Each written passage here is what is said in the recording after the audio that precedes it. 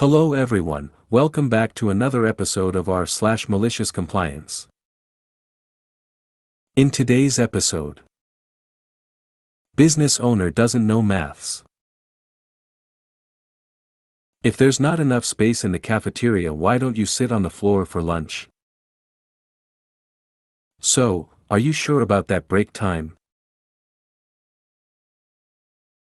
Before we get started, make sure to subscribe so you will never miss a video. So let's get started. Business owner doesn't know maths. I sell baked goods to a local coffee shop. I have been doing it for over a year. They recently got a new owner and they are trying to make some changes. The new owner has made some questionable choices already, but it's really none of my business. I just show up a few times a week and drop off various items for them to sell. At the end of week I drop off an invoice and they pay me. All is well. For a while I was bringing a cake each week. Each cake is pre-sliced so the staff has no work to do.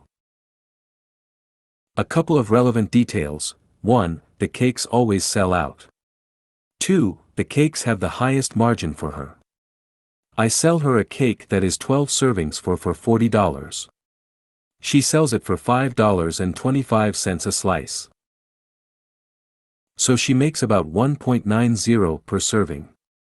Most of the other items she is only making $0.85-$1.00 per serving. Recently, the new owner tells me to stop bringing cakes. She says they are too expensive. So instead, I've been bringing cupcakes.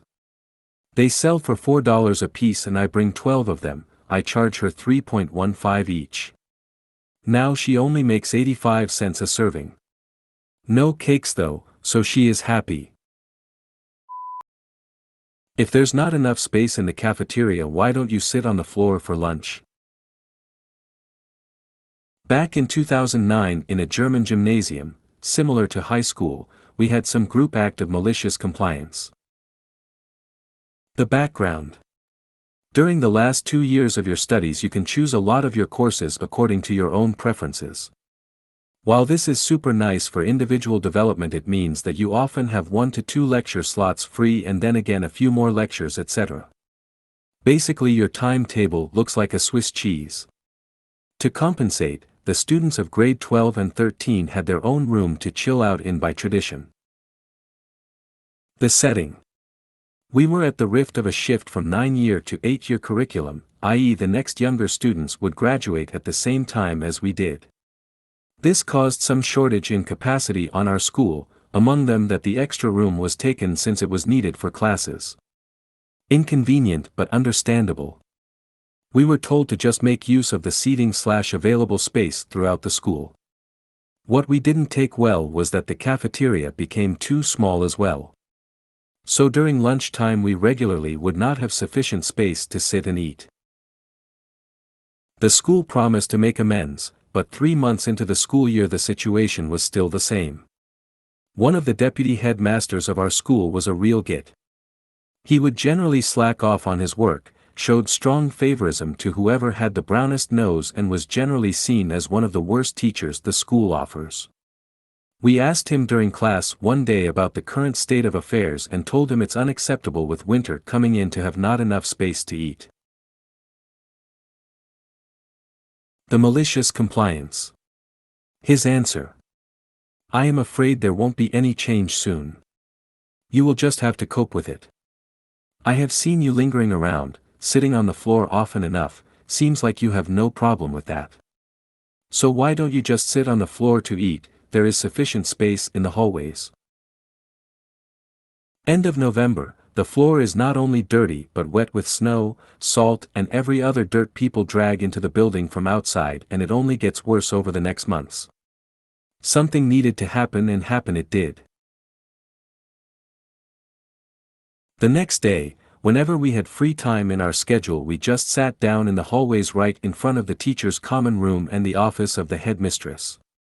Our colleagues asked us what we are doing, we told them the story above, and within one day we had an occupation of the teacher's common room and office of the headmistress running.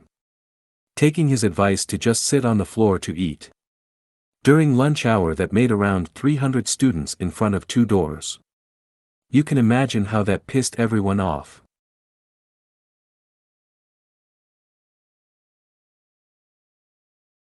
Every teacher who asked was explained that we follow the advice of Git Deputy, eating from the floor wherever space is available, and that we think here is better than lingering in the way of our fellow students.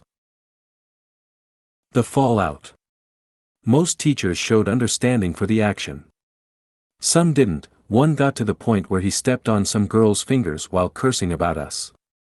That were very uncomfortable 10 minutes for him until he'd made his way through to the teacher's room. Tensions were running high. Teachers not getting into their common room that holds printers and other office supply means lessons start late for everyone. At the 5th day the headmistress informed us that they found a solution for the problem with insufficient space being available and that it would take effect 2 days later. The Git Deputy headmaster sank even lower in the opinion of the staff, as everyone knew he should have looked after this issue and just did nothing for months. Before that he was handled as a possible next headmaster. Afterwards that was off the table. So, are you sure about that break time? Obligatory, many years ago, think 1990s. I worked third shift at a beverage manufacturing facility as a maintenance tech. Now, third shift didn't always run production, but when it did you best believe we had to be on top of any calls that came in. Very high pressure to keep the lines running. We were pretty laid back on third, and got along well. So whenever possible, we techs took our breaks at the same time so we could have some kind of camaraderie. Stayed on top of calls, kept up on PM work, and basically did what we had to keep the plant going. We often did our paperwork on break as well, just to save time and keep caught up. Well, apparently the day shift production boss came in early one day and didn't like seeing us all in the break room together. Now, mind you that the break room is literally just off of the production floor, up one flight of steps, and has windows. We knew when a call came in, and one of us would be Johnny on the spot and catch the call. The next week, however, a nice policy came out that we now had assigned break times, neatly listed on a sheet of paper. Of course, no one was scheduled at the same time. We were pretty hunked off about it, and protested that calls were handled in timely fashion, and that third is bad enough without having someone to chat with. Nope, management didn't want to hear it.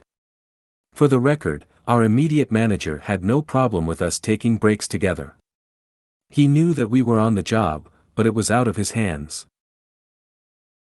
Now, I'm sure you can see where this is going already, and if so, you are way ahead of the management.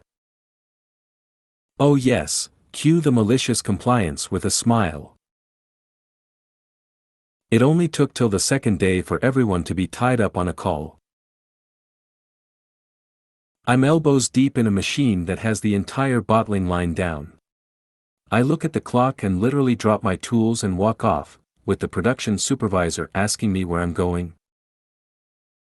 It's my assigned break time, I'll be back in 15 minutes. It felt glorious. Over the next couple days, the other guys had the opportunity to do the same. We absolutely loved every minute of it. We also stopped doing paperwork on breaks. If we were on break we're not doing anything else. We got a talking to at the end of the week, but we were firm about, if it's break time, we're taking break. You told us we have to. Next week the sheet wasn't up, and the boss told us to carry on as usual. He did ask that we try not to be all in the break room at the same time, but whatever. We never did the paperwork again on break either. Good times. If you made it to the end of the video, thanks for watching. Don't forget to like, subscribe and share, and we will see you in the next video.